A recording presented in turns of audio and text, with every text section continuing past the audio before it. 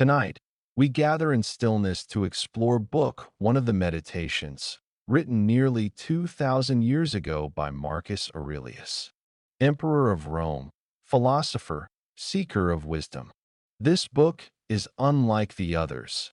It is a list of gratitudes, a catalog of lessons learned from teachers, from family, from friends who shaped his soul. Imagine Marcus in his later years, perhaps in a military tent on a distant frontier, or in the quiet hours before dawn in the imperial palace, taking up his pen, reflecting on all those who made him who he was. He writes not for us, but for himself, a private accounting of debts owed to the people who taught him how to live. And yet across the centuries these words reach us, offering the same peace they offered him, reminding us that we too have been shaped by others, that gratitude is a path to contentment, that remembering our teachers brings us home to what matters. Let us read together now, slowly, with reverence, allowing these ancient acknowledgments to wash over us like a gentle tide. There is no hurry, no need to remember every word. Simply receive them. Let them settle into your awareness. And if sleep comes before we finish, that is perfect. That is exactly as it should be. Rest your body now, soften your breathing, and let us begin with the gratitudes of Marcus Aurelius. From my grandfather Verus, I learned good morals and the government of my temper. Marcus begins with his grandfather, the first Verus, a man who showed him dignity and self-control even in his youth. Picture a kind old man, patient with a curious boy, never raising his voice in anger, moving through life with steadiness and grace. What Marcus absorbed was more than lessons spoken.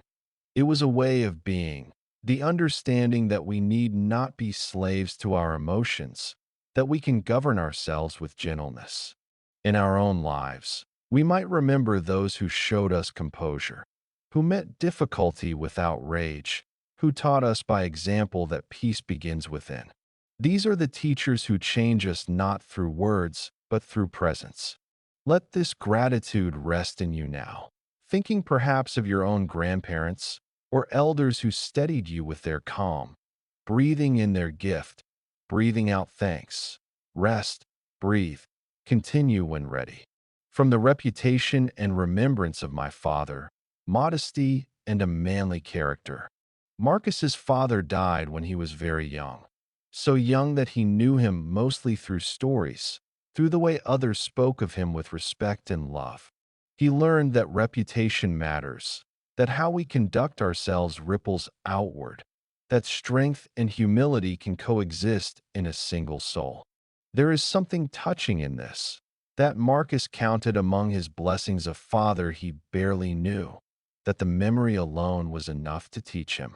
It reminds us that those we have lost still shape us, that love transcends presence, that we carry our teachers with us always, in the chambers of the heart. If you have lost someone who taught you something essential, feel their presence now, not with sadness but with gratitude for the gift they gave. They live in what they taught you. Rest in this wisdom. Let these words carry you to sleep. Breathe and release. From my mother, piety and beneficence, and abstinence not only from evil deeds, but even from evil thoughts, and further simplicity in my way of living, far removed from the habits of the rich. His mother taught him devotion, generosity, a clean conscience, and a simple life. In a world of imperial wealth and luxury, she showed him that happiness did not require extravagance, that peace came from living modestly, that purity of thought was as important as purity of action. Feel the gentleness of this teaching, a mother guiding her son away from corruption, not through severity, but through her own example of simplicity. We might ask ourselves, what complicates our lives unnecessarily? What could we release? How might we simplify and in that simplicity find peace? But these are questions for another time. For now, simply rest in the image of a mother's love, teaching without preaching, shaping without forcing, your body is relaxing, mind quieting. As these Stoic truths settle like gentle snow, rest, breathe, continue when ready. From my great-grandfather, not to have frequented public schools, and to have had good teachers at home, and to know that on such things a man should spend liberally. Marcus was educated privately, tutored by the finest minds, and his great-grandfather's wisdom was that education deserves investment, that learning from excellent teachers is worth any cost. This speaks to the value of guidance, of seeking out those who know more than we do, of being willing to invest in our own growth and understanding. But it also suggests something deeper, that the best learning often happens in intimate settings, in quiet conversation, in the close relationship between teacher and student where real wisdom can be transmitted.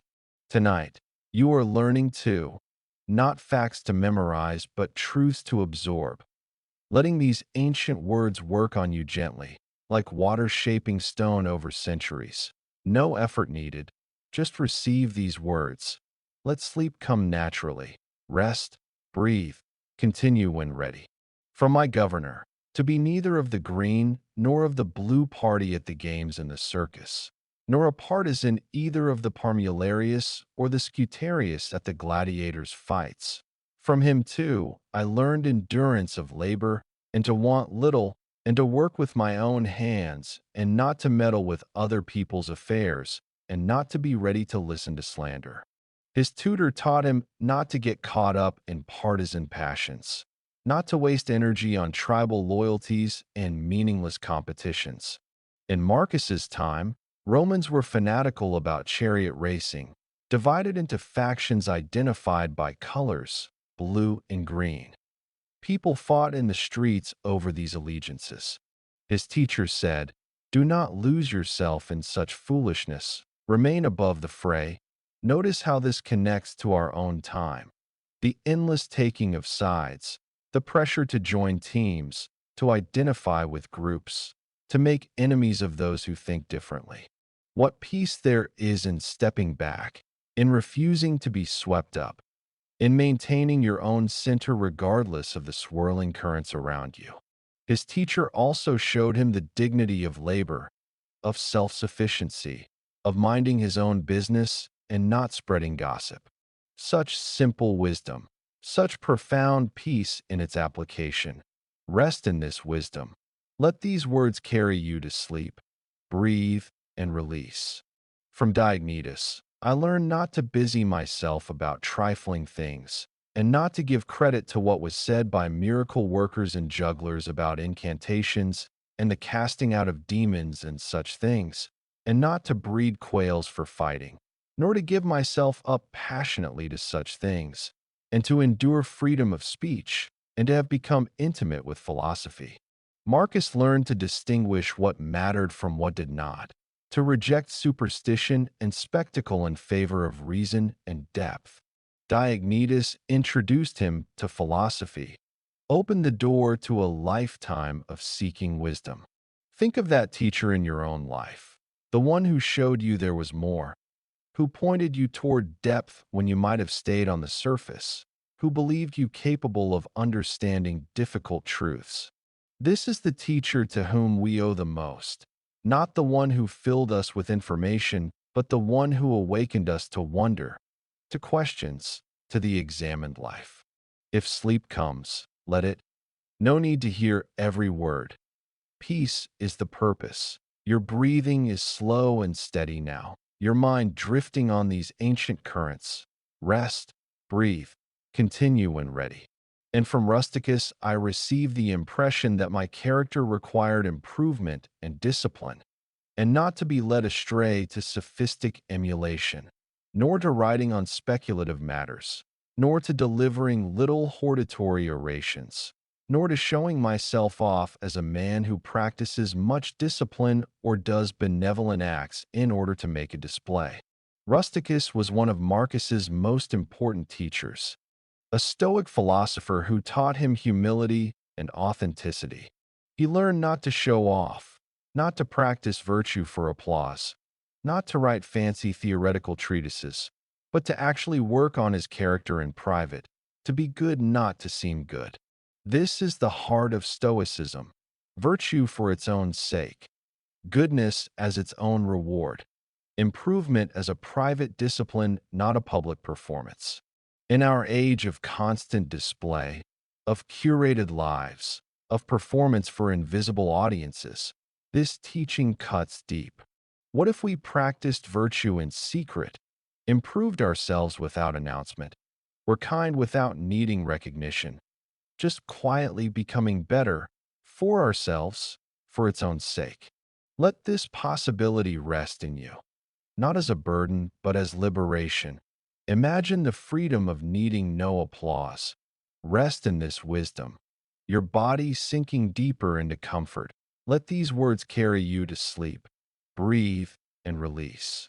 From Apollonius, I learned freedom of will and undeviating steadiness of purpose, and to look to nothing else, not even for a moment, except reason, and to be always the same in sharp pains, on the occasion of the loss of a child, and in long illness. Apollonius taught consistency, the power of remaining yourself regardless of circumstance. He showed Marcus that a person could endure terrible suffering, even the death of a child, without losing their philosophical center, without abandoning reason for grief or rage. This is not coldness, not the suppression of feeling, but the maintenance of one's deepest self beneath the waves of emotion. We are not asked to achieve this tonight, only to know it is possible, that some have walked through fire and remained themselves, that there is a core in each of us that cannot be touched by external events if we protect it, if we remember who we are. Notice your breath, in, out, as ancient wisdom flows over you. The darkness is gentle, sleep is near. Rest, breathe, continue when ready. From Sextus, a benevolent disposition and the example of a family governed in a fatherly manner, and the idea of living conformably to nature, and gravity without affectation, and to look carefully after the interests of friends, and to tolerate ignorant persons and those who form opinions without consideration. Sextus embodied natural kindness. He treated his family with paternal love, lived in harmony with nature's rhythms, carried himself with dignity but without pretense. He was patient with fools, understanding with those who spoke without thinking. What Marcus learned was grace, the ability to move through life without hardness, to be serious without being pompous, to care for others while allowing them their imperfections. This is the teacher who shows us how to love difficult people, how to maintain connection without demanding that everyone meet our standards, how to be both strong and soft, dignified and accessible. If you carry tension towards someone, someone whose ignorance frustrates you, someone who disappoints you, feel it softening now. Let Sextus teach you what he taught Marcus: tolerance, patience, acceptance of human limitation, including your own. Rest in this wisdom. Let these words carry you to sleep, breathe, and release. From Alexander the Grammarian, to refrain from fault-finding, and not in a reproachful way to chide those who uttered any barbarous or solecistic or strange-sounding expression, but dexterously to introduce the very expression which ought to have been used, and in the way of answer or confirmation, not by means of direct censure. His grammar teacher taught him correction without humiliation, the art of guiding others toward better expression without shaming them for their mistakes. Instead of saying, "You're wrong," he would simply use the right phrase himself, naturally. In response, modeling rather than criticizing. What profound wisdom for all relationships! This understanding that we can teach without diminishing, improve situations without making others feel small, be right without making others feel wrong. Think how much conflict might dissolve if we practice this. if we let go of the need to correct, to point out errors, to reproach, if we simply embodied what we hoped to see and trusted others to learn by example. Your mind is quiet now, thoughts dissolving like mist. No need to hold on to anything. Rest, breathe, continue when ready.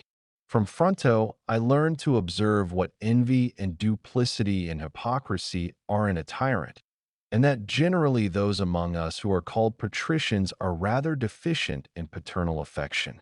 Fronto taught him to see through power, to recognize that those born to privilege often lack the very qualities they claim. He learned that aristocrats, the patricians, despite their noble titles, often failed at basic human warmth, that political authority often came with envy and deception.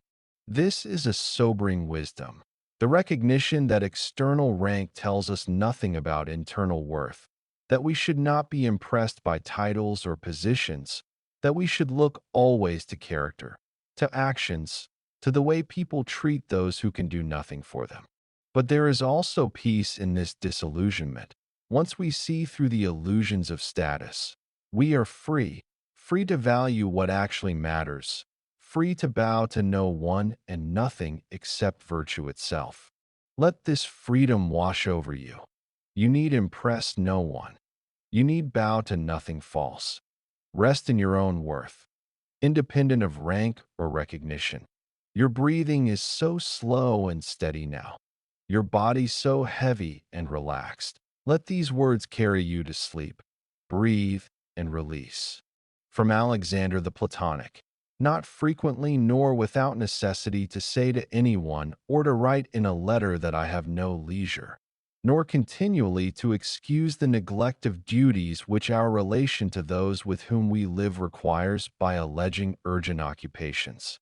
Another Alexander, this one a Platonist philosopher, taught Marcus not to use busyness as an excuse, not to constantly plead that he had no time, not to neglect relationships by claiming urgent obligations. How modern this teaching feels. How we all hide behind, "I'm so busy," using it as shield and excuse, as humble brag and avoidance in one breath. What if we simply stopped? What if we admitted we have time for what we prioritize? What if we were present to those before us rather than always rushing toward what comes next?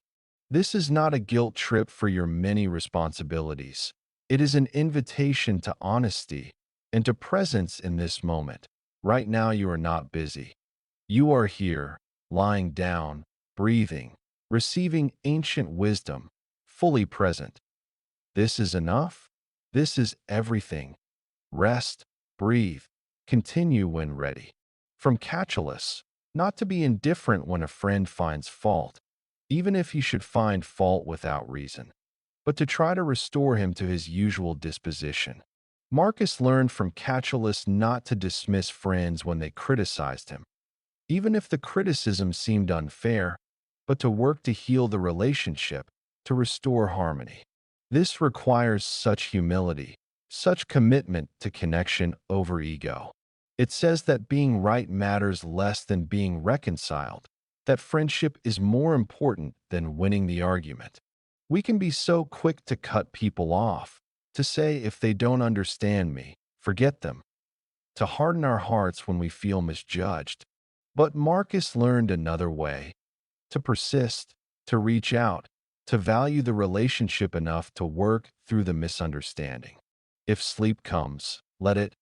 No need to hear every word. Peace is the purpose. Your body is so comfortable now, held by the darkness, supported by the silence. Rest, breathe, continue when ready. From Maximus, I learned self-government and not to be led aside by anything, and cheerfulness in all circumstances as well as in illness, and a just admixture in the moral character of sweetness and dignity, and to do what was set before me without complaining.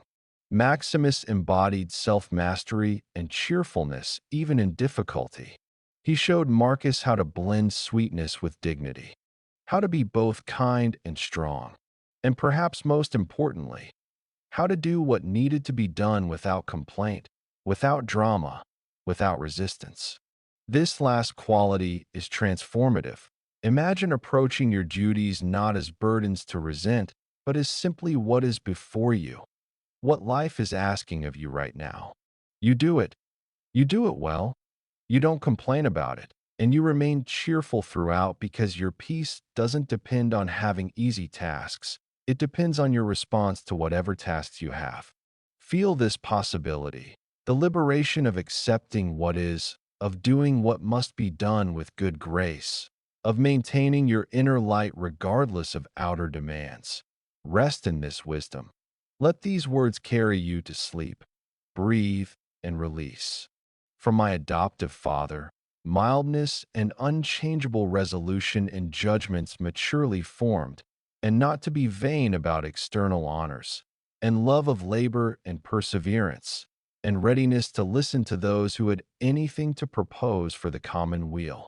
Now Marcus speaks of his adoptive father, Antoninus Pius, the emperor who raised him and prepared him for the throne. The list of lessons from Antoninus is long, and each one is a treasure. He learned gentleness and power, firmness in decisions once made, immunity to flattery and honors, love of work, willingness to listen. Imagine ruling the known world with mildness, having absolute power and remaining kind. This was what Marcus saw in his father. This was the model of leadership he inherited. And notice readiness to listen. Even emperors, even those with ultimate authority, must listen to others, must remain open to wisdom wherever it appears, must remember they don't have all answers. Your mind is drifting now, thoughts like clouds passing, nothing to hold, nothing to solve, just this gentle voice, these ancient words: rest, breathe, continue when ready. Marcus continues about Antoninus, undeviating firmness in giving every person their due, and knowledge derived from experience of the occasions for vigorous action and for remission, and he put a stop to the passion for boys. Antoninus was consistent in justice, giving each person exactly what they deserved. He knew when to push and when to ease off, when to be strong and when to be merciful. This is wisdom that comes only from experience, from paying attention, from learning to read situations and respond appropriately rather than applying the same approach to everything. He also restrained himself from certain indulgences common among Roman aristocrats, showing that discipline and self-control are possible even for those whose position would allow any excess. In our own lives, we might notice where we need firmness and where we need softness, where we are too harsh and where too lenient, learning as Antoninus learned, adjusting, finding balance. But these are thoughts for daylight hours. For now, just rest in the knowledge that balance is possible, that wisdom can be learned. Let these words carry you to sleep. Breathe and release. Still more from Antoninus. His consideration of his friends, which was neither undiscriminating nor impatient, his contentment on all occasions and cheerful countenance, and his care to foresee things from a distance and to arrange for the smallest matters without display. And in his time, the acclamations and all obsequiousness were put down. Antoninus balanced care for friends with good judgment, never cutting them off, but never indulging them blindly either. He was content, cheerful, thoughtful. He handled even small details carefully, but without making a show of it. And he stopped the excessive flattery that surrounded emperors, the fake praise, the obsequious bowing and scraping. What Marcus absorbed was authenticity, the possibility of holding power without needing constant validation, of being thorough without being controlling, of caring without enabling. These lessons shaped an emperor, but they speak to all of us in our own spheres of influence, our families, our work, our communities. Notice your breath, in, out, as ancient wisdom flows over you. Your body is so heavy now, sinking, releasing, rest, breathe, continue when ready. Marcus continues his gratitude to Antoninus, his constant observance of the things necessary for the administration of the empire, and his care of the resources of the empire and the endurance of censure with respect to such care. He was neither superstitious with respect to the gods, nor did he court men by gifts or by trying to please them or by flattering the populace. Antoninus was a good steward, careful with resources, willing to be criticized for his prudence. He wasn't superstitious, didn't try to buy popularity with gifts or flattery, didn't pander to the crowd. In every way, he remained himself, grounded in reality, in practical wisdom, in authentic relationship with both gods and humans. He didn't play games, didn't manipulate, didn't pretend, and people respected him for it, loved him for it even. This is the paradox, that we win genuine love not by seeking it, but by being genuinely ourselves, by serving well, by remaining honest. Your eyes are so heavy, your whole body relaxed completely. Let go. Let go of everything. Rest in this wisdom. Let these words carry you to sleep. Breathe and release. Still more from Antoninus. His sobriety in all things and his firmness, and his avoidance of vulgar notions and excessive curiosity, and that he was satisfied with such things as housing, bed, dress, food, servants. In his personal life, Antoninus was simple, moderate, not interested in luxury or status displays or the latest gossip. He was content with basic accommodations, simple food, modest clothing. Remember, this is the Emperor of Rome, the most powerful man in the world, and he lived simply, deliberately, finding sufficiency in sufficiency. This cuts against everything our culture teaches, that more is better, that we should always upgrade, always acquire, always display our success through possessions. But Antoninus found freedom in simplicity, and Marcus learned this freedom from watching him. If you feel burdened by wanting, by the sense of not having enough, by the pressure to acquire and display, let Antoninus teach you what he taught Marcus. Enough is enough. Simple is sufficient. Rest in this wisdom. No effort needed. Just receive these words. Let sleep come naturally. Rest, breathe, continue when ready. From Antoninus. Marcus also learned endurance in labor and working with his own hands, and not meddling in other people's affairs, and being slow to listen to false accusations. His father was a hard worker who didn't delegate everything. He minded his own business, didn't get involved in drama that wasn't his concern, and he didn't rush to believe negative things about people. He gave them the benefit of the doubt.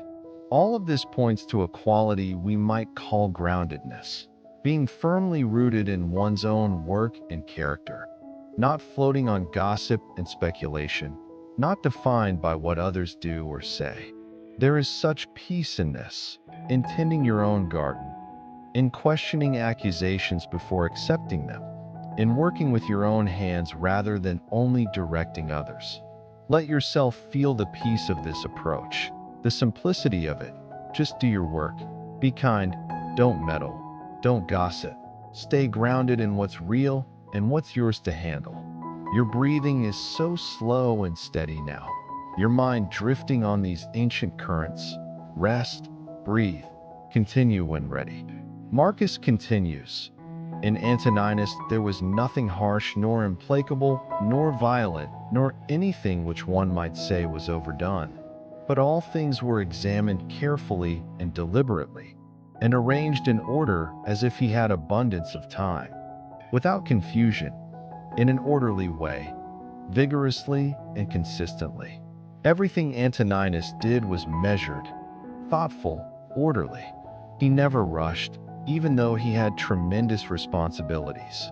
He examined things carefully, as if he had all the time in the world. And yet he was vigorous, consistent, effective. This is mastery, the ability to be both thorough and efficient, both careful and decisive, both relaxed and productive. It comes from being fully present, from giving yourself completely to one thing at a time, from not fracturing your attention across multiple concerns. Tonight you are practicing this, giving yourself completely to rest, to listening, to drifting towards sleep. Nothing else matters right now. You have all the time in the world for this. Rest in this wisdom.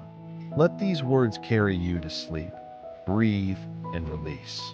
The lessons from Antoninus continue, and that might be applied to him, which is recorded of Socrates, that he was able both to abstain from and to enjoy those things which many are too weak to abstain from and cannot enjoy without excess.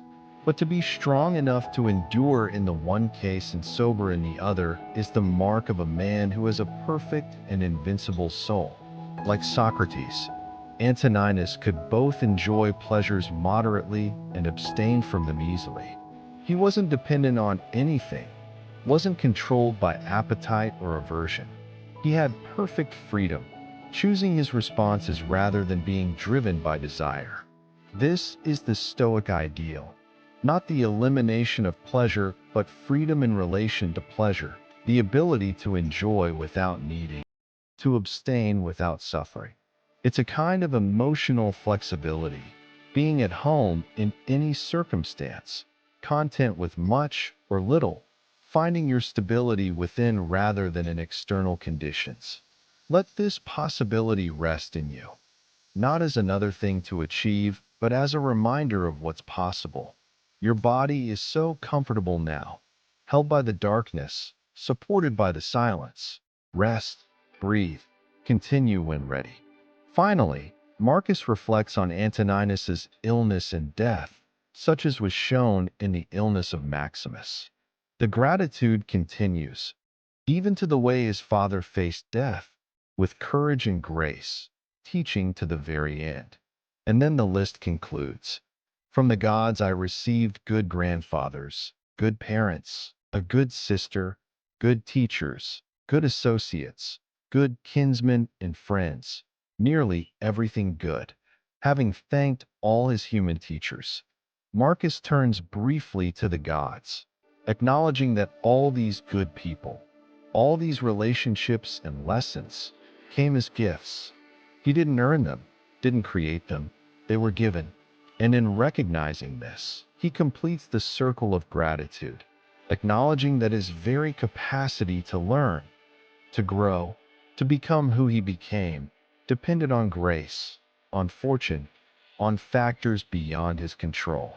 This is humility, recognizing that we are recipients, that we stand on shoulders, that we owe debts we can never fully repay except by becoming worthy of what we've been given and perhaps passing it forward. If sleep comes, let it. No need to hear every word. Peace is the purpose. Rest, breathe, continue when ready.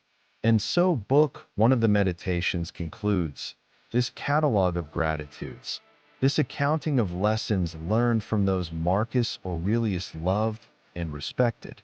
Nearly 2,000 years have passed since he wrote these words, since he sat by lamplight reflecting on all those who shaped him. And yet the words remain, reaching across time, touching us in this moment, reminding us that we too have teachers. We too have received gifts from others. We too are part of a great chain of learning and gratitude that stretches backward and forward through time. As you drift now toward sleep, you might think of your own teachers, those who showed you something essential, those who shaped your character, those who believed in you when you needed believing in. They may be alive or dead, present or absent, but they live in you, in what they taught you, in who you became because of them. And this is enough. This remembering, this gratitude, this acknowledgement that we are not self-made but shaped by others, held by others, taught by others. Let yourself feel held now by all those who have loved you into being. Let their wisdom support you like invisible hands as you sink deeper into rest. Marcus teaches us that a life well lived is built on gratitude, that philosophy begins with acknowledging what we've received, that wisdom is recognizing how much we owe. He doesn't begin his meditations with grand theories or abstract principles. He begins with thank you, thank you, thank you, naming each teacher, each lesson, each gift received. And in this naming, he shows us the foundation of the good life, not achievement or acquisition, but attention and appreciation, not taking but receiving, not grasping but honoring. Your breathing is barely perceptible now, your body completely at peace, your mind quiet as a forest pool at dawn. Let the gratitudes of Marcus Aurelius settle over you like a blessing. Let them remind you of your own gifts, your own teachers, your own reasons for thanks. And as sleep embraces you completely, rest in the knowledge that you too are part of this ancient lineage, this chain of learning and teaching, receiving and giving, being shaped and shaping others. You too are becoming, learning, growing, worthy of the gifts you've received. Rest now in this wisdom. Rest in peace. Rest in gratitude. Let these ancient words carry you into the deepest sleep, where all is well, all is as it should be, and you are held. You are safe. You are home. Sleep deeply now, completely, until morning brings its gentle light. But that is hours away. For now, only this darkness, only this peace, only this rest, forever and always, breathing so slowly, thinking nothing, being everything, sleep, sleep, sleep. And yet, even as sleep beckons, even as darkness deepens, there is more to explore in Marcus's wisdom. For Book 1, this catalog of gratitudes points beyond itself to deeper truths. Let us drift together through these teachings, not analyzing, not memorizing, simply receiving, like rain soaking in a thirsty earth. Your body knows how to rest. Let it do its work while we wander gently through ancient wisdom. Marcus understood something profound in writing these acknowledgments. He understood that who we become is never a solitary achievement, never earned through willpower alone. We are woven from the threads others give us. Every virtue we possess was first modeled by someone. Every wise choice we make echoes a lesson taught. Every moment of peace we experience was learned from watching peace in another. This recognition dissolves the illusion of the self-made person, that lonely fiction of the individual bootstrapping their way to success with no help from anyone. Marcus, who held more power than perhaps anyone else in the ancient world, who commanded legions and governed an empire, began his private philosophical journal by acknowledging his debts. I am who I am because of others. This is humility. This is truth. This is the foundation of wisdom. Picture him now, not in his imperial regalia, not on his throne or his horse, but alone in his tent at night. The campaign has been long, brutal, exhausting. Men have died, battles have been fought, difficult decisions have been made daily. And in this context, he writes about gratitude. He remembers his teachers. He honors those who shaped him. This is not escape from reality, but engagement with what's most real, the human connections that give life meaning, the love that persists even in war's wasteland. Notice your own breath, so soft now, barely disturbing the silence. Like Marcus, you too can pause and remember, not with effort, not with strain, but simply allowing grateful memories to surface. Who taught you kindness? Who showed you strength? Who believed in you when you doubted yourself? Let these people rest in your awareness, their gifts acknowledged, their influence honored. And in this remembering, feel how you are held, supported, never truly alone. Breathe, release, continue when ready. From Book 1, Marcus moves eventually to Book 2, and the tone shifts. No longer listing teachers, he begins to write reminders to himself. meditations for daily living, thoughts to return to when difficulty presses in. But the foundation remains gratitude, remains the understanding that we are part of something larger than ourselves, remains the commitment to live worthy of what we've been given. When you wake in the morning, Marcus writes in Book 2, and we can imagine him speaking to himself at dawn, perhaps emerging from his tent to face another difficult day. Tell yourself, the people I deal with today will be meddling, ungrateful, arrogant, dishonest, jealous, and surly. This is not pessimism, but preparation. He knows human nature, knows that people often act from fear or ignorance or selfishness. But notice what comes next. They're like this because they can't tell good from evil.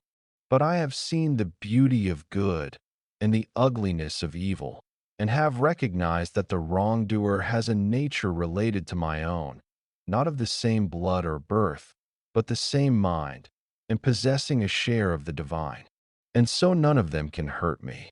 Here is the teaching embedded in gratitude. We are all connected, all students in the same school, all learning to be human together. When someone acts badly, Marcus doesn't take it personally. He remembers, this person is my teacher too. Perhaps they're teaching me patience by being frustrating. Perhaps they're teaching me compassion by revealing their pain. Perhaps they're teaching me boundaries by showing me what I will not accept. Every person, every situation, every difficulty is an opportunity for practice, for growth, for living according to the principles he learned from those he thanked in Book 1. Let this wisdom settle into you now. This understanding that life itself is your teacher. Not just the formal teachers, the Antoninuses and Rusticuses, but every person you meet, every challenge you face, every moment you experience. All of it is curriculum in the school of living well. And you don't have to be perfect in your responses. Marcus wasn't. You simply have to keep practicing, keep trying, keep returning to your principles. Rest in this gentleness toward yourself. Breathe, let go, continue when ready. Marcus writes often about the shortness of life, about how quickly time passes, about the importance of not wasting the precious days we're given.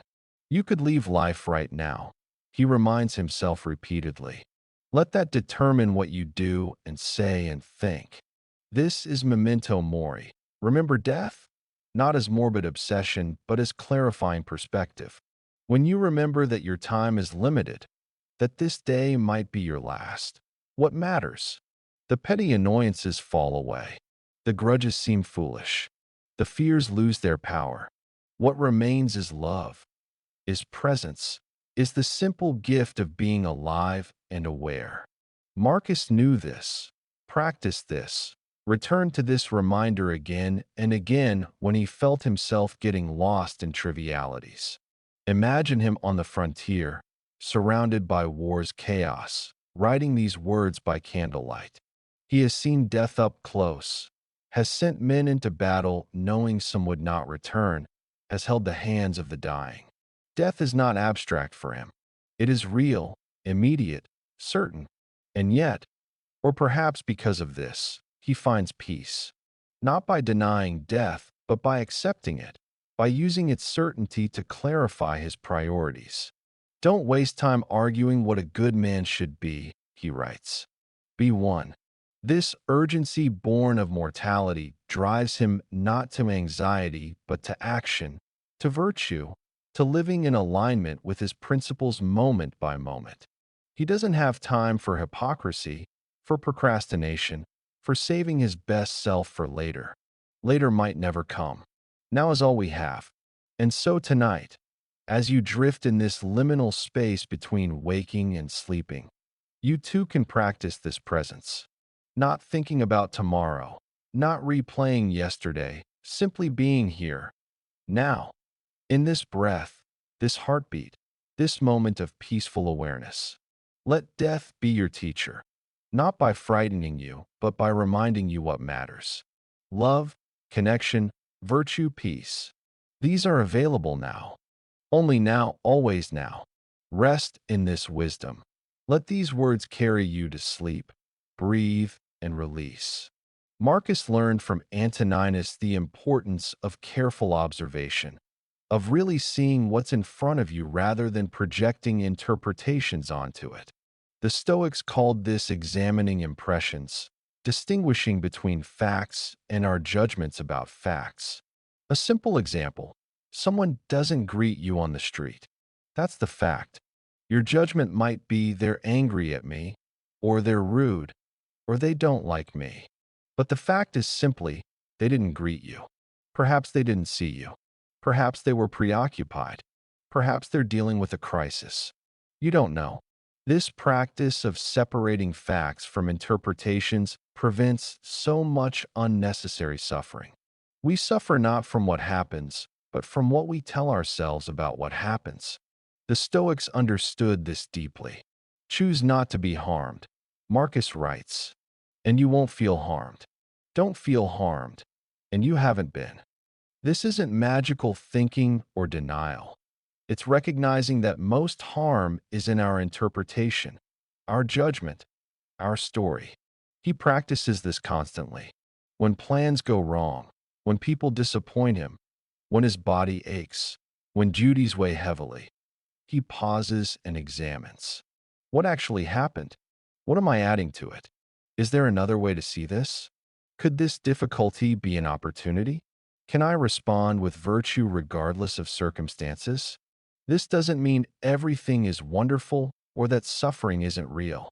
Marcus experienced real hardship, real grief, real physical pain.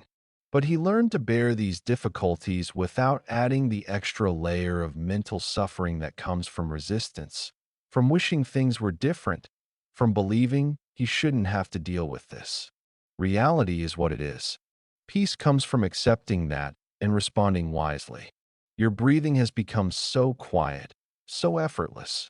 Like Marcus, you are learning to release resistance, to accept what is, to find peace not by changing circumstances, but by changing relationship to circumstances. The bed beneath you, the darkness surrounding you, the silence holding you, all of it simply is. And you, simply being with it, accepting it, resting in it. This is practice. This is wisdom. This is peace. Breathe, let go, continue when ready.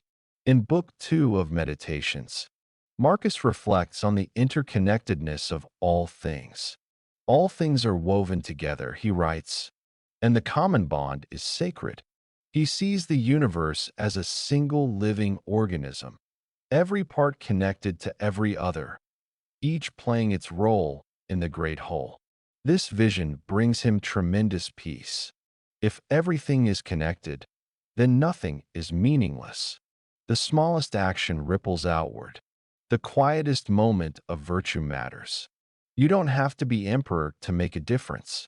You simply have to be faithful to your own role, whatever it is, however humble it might seem. The gardener tending plants, the parent raising children, the friend offering comfort. Each is essential to the whole.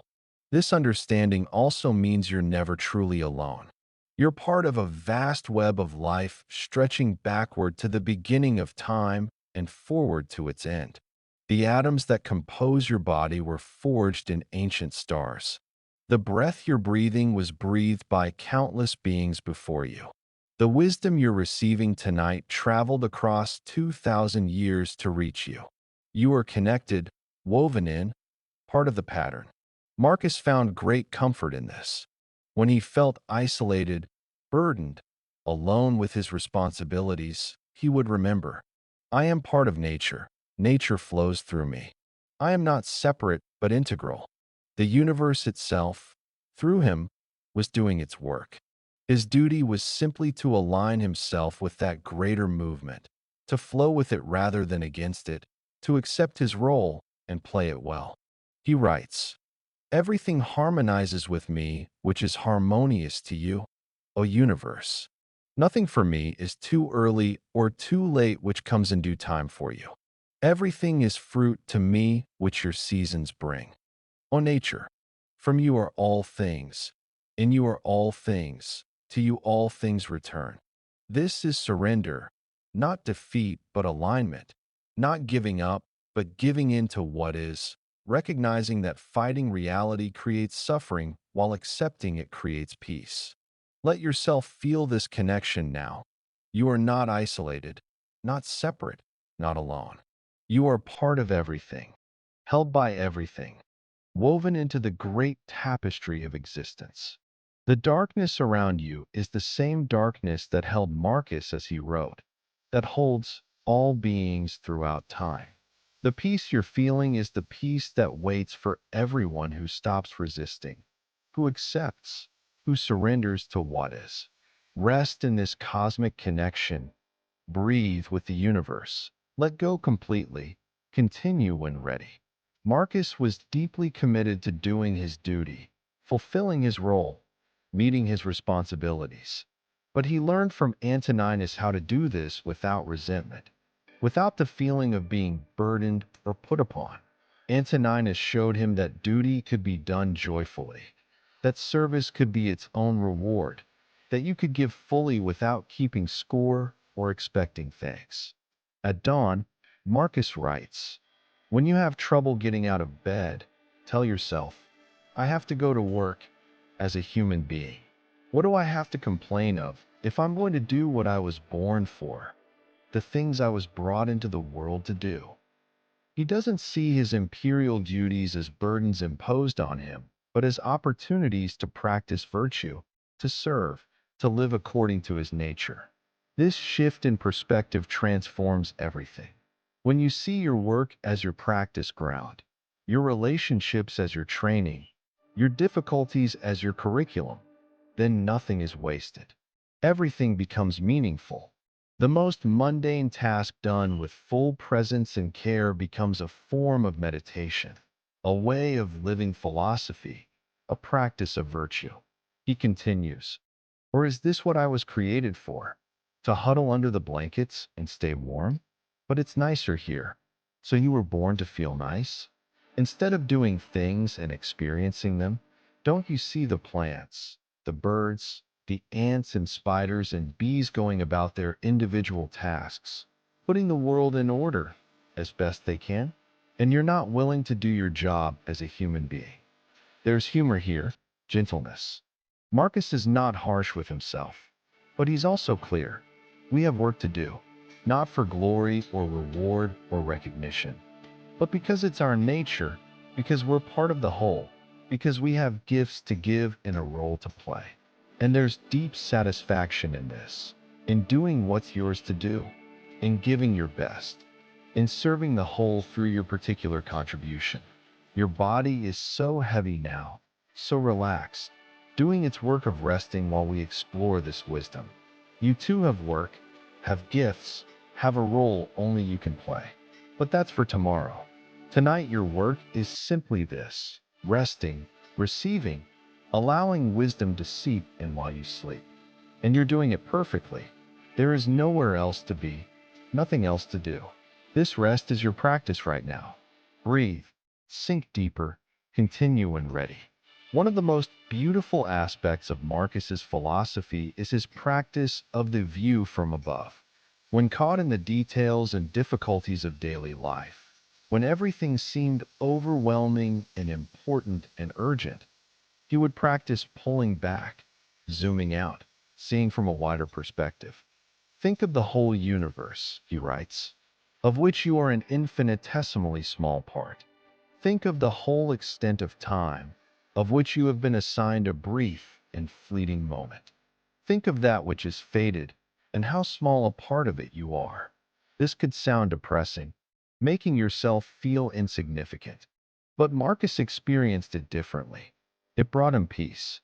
From this elevated perspective, the things that seemed so crucial, so worth worrying about, revealed themselves as tiny, temporary, not nearly as important as they felt. That argument you had, that mistake you made, that criticism you received, from the cosmic perspective, from the view that encompasses all of space and time, these things are like ripples on a vast ocean. appearing and disappearing in an instant. This didn't make Marcus careless or nihilistic. He still did his duty, still cared about doing right, still worked hard. But he held it all more lightly. He could be fully engaged while also remembering the bigger picture. Soon you will have forgotten everything, he reminds himself. Soon everyone will have forgotten you. This is not sad, but liberating. It frees you from the prison of caring too much what others think, from the burden of needing to control everything, from the exhausting work of making everything meaningful. He practices this view regularly, imagining himself from above, a small figure moving through Rome or camping on a distant frontier, then pulling back further, seeing the whole empire, the whole earth, the whole cosmos. And in this vast perspective, finding peace, not meaninglessness, but proportion, a sense of being part of something immense, playing a small but real role, doing what's his to do without the weight of thinking everything depends on him. Try this now if you can. Imagine floating above yourself, seeing your body lying peaceful in darkness. Pull back further, see your room, your building, your city, your country, the earth spinning in space. And feel how small you are, how brief your life, how little it all matters from this perspective. And paradoxically, feel how this brings peace, how it releases the pressure, how it allows you to simply be. Rest in this cosmic perspective, breathe with the stars, let go of everything small, continue when ready. Marcus learned from his teachers the importance of beginning again, of fresh starts, of not being trapped by past mistakes. When you wake in the morning, he writes, tell yourself, today I begin my life anew. The past is dead. Yesterday's errors do not bind me. I start with a clean slate. This practice of daily renewal kept him from becoming discouraged, from giving up when he failed to live up to his ideals. He was not perfect. He knew this about himself. He lost his temper sometimes. He acted from fear or pride or exhaustion. He failed to live according to his philosophy in countless small ways. But each evening he would examine these failures, not to punish himself, but to learn. And each morning he would begin again, committed once more to doing better, to practicing virtue, to living according to nature. This is not the same as forgetting, as pretending yesterday didn't happen. It's learning from the past without being imprisoned by it. When you've done something wrong, Marcus writes, ask yourself, what went wrong? How can I do better? Then let it go. Move forward. Begin again. This gentle self-correction, this commitment to growth without harsh judgment, this is how wisdom develops. He applies this practice not only to himself, but to others. When someone wrongs him, disappoints him, fails to meet expectations, he remembers they too are learning. They too are human. They too deserve the chance to begin again. How much more harmful are the consequences of anger and grief, he observes, than the circumstances that arouse them in us. Holding grudges, maintaining resentment, refusing to forgive, these hurt the one who holds them more than anyone else. So he practices release. Each day is new. Each moment offers a fresh start. The person who wronged you yesterday can be met with openness today. The mistake you made this morning doesn't define your afternoon. You are always becoming, always growing, always capable of change. This is the gift of time. This is the possibility inherent in each new breath. And so tonight, as you rest, let go of today's errors. Release today's worries. Set down today's burdens. Tomorrow you begin again, fresh, renewed, ready once more to practice living well. But that's tomorrow. Tonight, only rest, only peace, only this gentle darkness that forgives everything, that holds everything, that makes all things new. Breathe, release completely. Continue when ready. In his Gratitudes in Book 1, Marcus thanks Antoninus for showing him how to accept whatever comes without getting ruffled, how to maintain equanimity in all circumstances. This quality of even-mindedness, of stability regardless of conditions, is central to Stoic practice. The Stoics called it apatheia, not apathy or lack of feeling, but freedom from being controlled by circumstances, by passions, by the ups and downs of fortune. Marcus practiced this daily. Good news didn't inflate him with pride. Bad news didn't deflate him with despair. Praise didn't make him arrogant. Criticism didn't make him defensive. He remained himself, steady, centered, constant.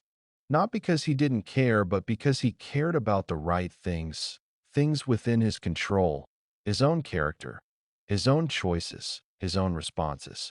If you are distressed by anything external, he writes, the pain is not due to the thing itself, but to your estimate of it.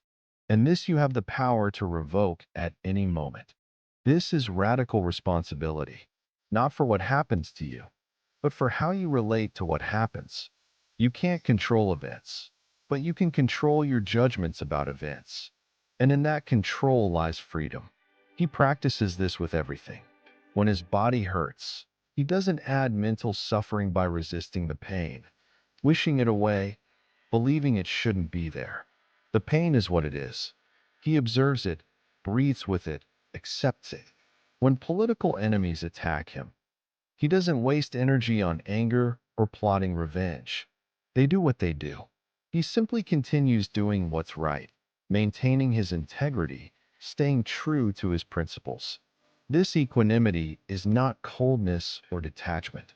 Marcus loves deeply, cares passionately, engages fully, but he's not tossed around by circumstances. He's like a rock in a stream. The water flows over and around him, sometimes turbulent, sometimes calm, but the rock remains steady, unmoved by the current while allowing it to pass. Your breathing now is this steady, this even, this constant. Like Marcus, you are learning to simply be, to allow life to flow, to remain yourself regardless of what passes. The thoughts come and go, the sounds rise and fade. The night deepens and will eventually lighten. And through it all, this steady breath, this peaceful presence, this acceptance of what is. Rest in this steadiness, this equanimity, this peace that circumstances cannot touch. Breathe, release, continue when ready. Marcus understood that most of what we worry about never happens. The mind adapts and converts to its own purposes the obstacle to our acting, he writes.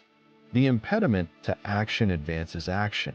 What stands in the way becomes the way.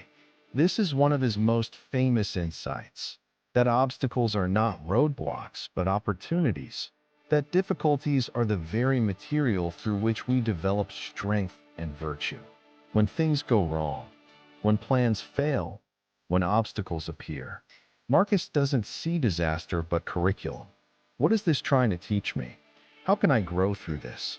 What virtue does this situation call for? Patience, courage, creativity, persistence. Every difficulty is an invitation to practice, to demonstrate who you are, to live according to your principles. He gives concrete examples. If someone insults you, this is an opportunity to practice patience, to demonstrate that your peace doesn't depend on others' opinions. If you face illness, this is an opportunity to practice courage, to show that you can endure with dignity. If you lose something you valued, this is an opportunity to practice detachment, to prove that your happiness comes from within. This doesn't make difficulties pleasant. Marcus isn't claiming that obstacles are actually wonderful. They're still difficult, still challenging, still uncomfortable. But they're also useful. They're how we grow. A smooth life teaches nothing. It's in struggling with difficulty that we develop character, that we discover resources we didn't know we had, that we become stronger and wiser. Just as nature takes every obstacle, every impediment, and works around it, or turns it to its purposes, Marcus observes. So to you, convert every problem into material for growth. Use it. Let it serve you. This is practical wisdom, immediately applicable. The next time something goes wrong, pause and ask, how can I use this? What can I learn?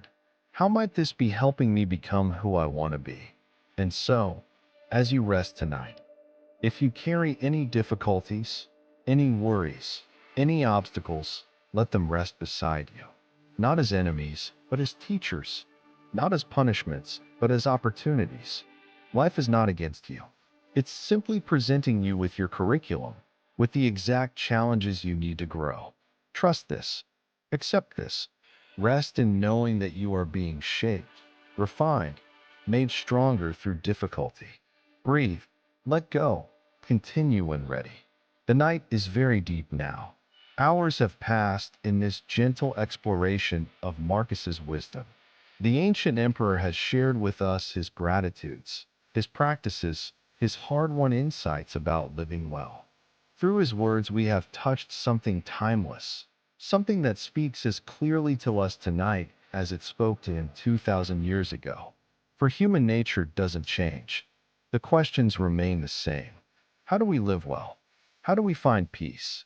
How do we maintain our integrity in difficult circumstances? Marcus offers no easy answers, no quick fixes, no magical solutions.